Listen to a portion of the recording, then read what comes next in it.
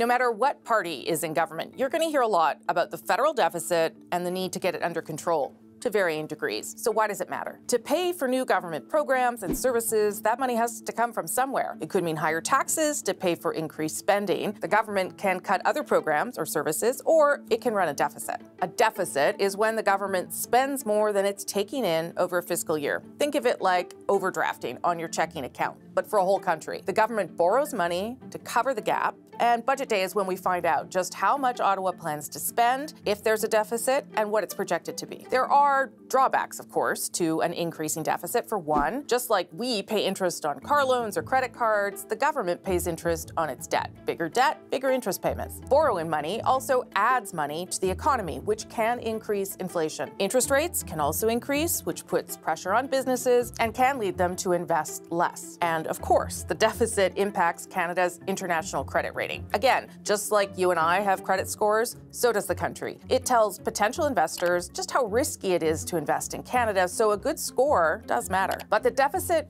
as a raw number isn't the only indicator for the economy. And for that, you want to look at our debt to GDP ratio. That compares the total amount a country owes after however many years of deficit to how much money the country brings in over a year. The International Monetary Fund says Canada's gross debt was about 114% of its GDP in October of 2025. So that puts us pretty much in the middle of G7 countries. The head of the IMF said that month that Canada still had some wiggle room. We should note here, the countries don't always run a deficit. In fact, some past Canadian governments have even run a surplus, meaning they make more money than they spend. The last time that happened, 2015, under Stephen Harper. So does the deficit matter? It sure does. And if it ends up being a big one, as predicted, it will also be front page news and a political football. But again, it's not the only measure of the economy. So this budget will be one to watch.